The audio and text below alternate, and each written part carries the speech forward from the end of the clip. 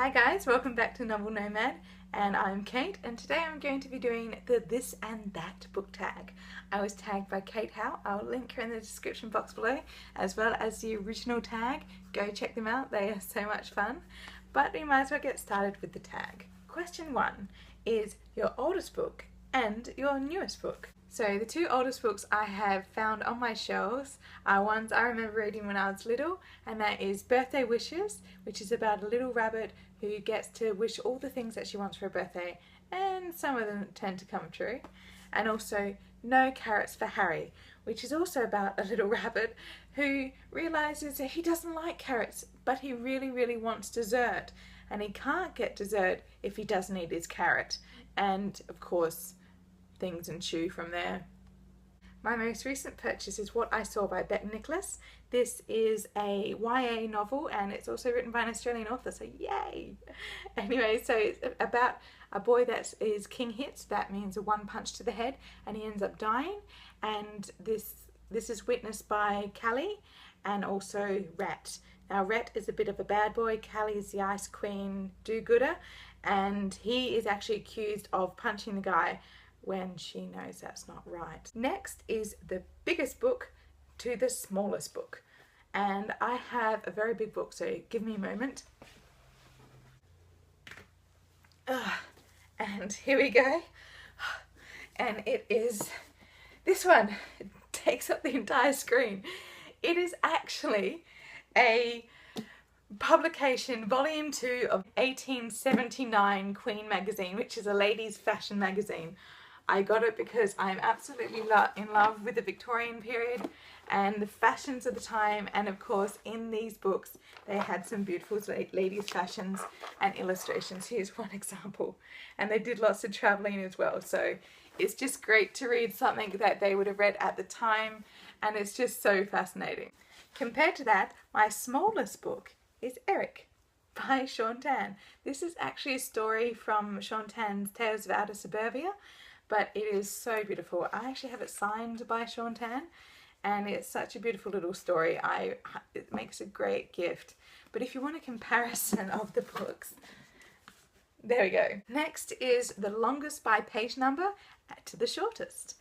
And my longest one is a textbook. Of course, this is, I think, 1,560 pages or something so long. It is Romanticism, which is all about the romantic poets, authors, and ideas of the time. We're thinking late 1700s into the early 1800s, and I love this course. I read so much of this book. I'm actually proud of myself. Next is the little book of poetry by Hyacinth Girl Press called The Exhibit, written by Lauren Edit Crow, and it's only 19 pages long. Next we have Most Expensive to the Best Bargain, and most expensive is this. This is my copy of Little Dorrit. It is a Dickens, it's been rebound, but the text inside is the original 1863 copy. It has all the illustrations in there. It is absolutely stunning. I'll show you some of the pictures there. There is minor spotting to the pages, but it is a full text and it is completely fully bound. So it is an absolutely beautiful book, and I got it off of eBay, but it was worth it.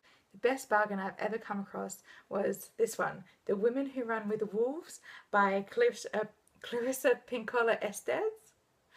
And this one I got at a Oxfam bookshop for 50 cents when they're having a 50-cent sale, and this sells for about $35. Okay, so the next one was so hard because it is the most beautiful book to the ugliest book. The ugliest book was easy to find.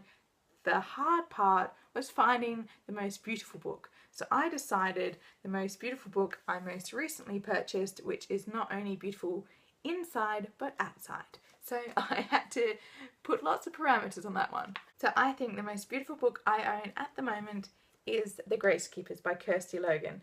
Now this not only has foil and absolutely stunning illustrations front and back, it also has the end papers are beautifully done as well, and then you have this beautiful sea imagery on the actual hardcover itself. It is a stunning book. My ugliest book is a collection of essays by Virginia Woolf. No offense, Virginia Woolf. But yeah, Penguin. I'm not sure what was happening with this, but it is honestly just squiggles. And yeah, I think it's supposed to look like flowers, but I don't know. There's nothing to this book besides the amazing content within. Next is your favourite book to your hated book. And favourites are so hard to choose from, but just so magical, is The Night Circus by Erin Morgenstern. I absolutely love this book. I read it when I was travelling around Europe, and it was just made the experience so much more magical. And this cover is stunning. It's absolutely beautiful. My most hated book, I don't even own it anymore, and that was The Big Sleep by Raymond Chandler. No, I read it, but I didn't enjoy it. Next we have a book that made you cry to a book that made you laugh. And my most recent cry was in Patrick Gale's A Place Called Winter, because, man, Harry went through so much and I just felt so sad all the time. But it's a beautiful book, so I highly recommend it. Next, the one that always makes me laugh, no matter when I reread it, is Soulless by Gail Carriger. Gail Carriger's writing is hilarious. It just flips with manners as well as silliness, and then at the same time very witty. So it's just a great combination. Next is a book that warmed your heart to a book that made you shiver. And The Unlikely Pilgrimage of Harold Fry by Rachel Joyce is such a beautiful book. I cried in this one, but I also felt the warm fuzzies at the same time. It was a very strange combination, but it is a beautiful book and I highly recommend it. And the book that made me shiver, the one that I absolutely love for some reason, even though I can't even take scary movies, is The Tales of Mystery and Imagination by Edgar Allan Poe. Some of his short stories are so good. Definitely made me shiver and think and whatever. Next we have the book that I can't wait to read and the one I've been putting off for a while. And the one I can't wait to read is my Classics Choice Challenge of this month, and it is I Capture the Castle by Dodie Smith. And this is set, I think, in the 20s in country England, and it's just about a girl growing up, discovering love, and I just want something like that, something a bit more homely. And the book I have been putting off for a while is actually a ARC that I received, and it is The Truth According to Us by Annie Barrows. Now this has already come out, and when I was reading it, I had just finished To Kill a Mockingbird. I reread it for the release of To Go Set a Watchman, and then I picked this one up straight away, and I'm halfway through it. I am honestly halfway through this book, but I don't know. I just stopped because it just seems so close to Kill a Mockingbird. I was just too close to it, and because To Kill a Mockingbird I thought was so amazing and so well done in such a short book, to have this long book to have a similar feel to it, I just felt like it was dragging. So next we have the book I recommend more people to read, and the one wasn't as good as I was expecting. And so what I'd love for more people to read would be The Poison Throne by Celine Kiernan. Now this is the amazing Australian Allen and Unwin covers, which actually link all together. All three books link together to make one big continuous picture, which is stunning. But this is the first book in the Moorhawk trilogy, and so if people can read this, I could fangirl some more and how amazing this story is. And then you can totally read the second one, which is The Crowded Shadows, which I reread all the time, and then just finish off the entire trilogy by reading The Rebel Prince, because then that's a perfect trifecta of awesomeness. Now the one that wasn't as good as I was expecting, and that was Bridget Jones' Diary by Helen Fielding. It's always touted as being like a book of a generation of the 90s, and I could definitely see some things in there like, that hasn't been around for a very long time.